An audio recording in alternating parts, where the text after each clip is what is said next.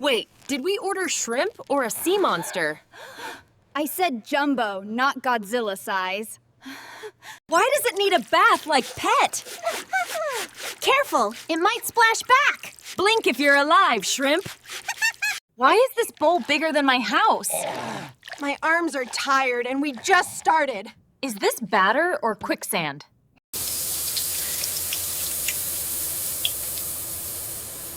Slowly, slowly. Do not drop it.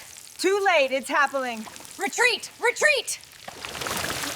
Look at that crunch forming.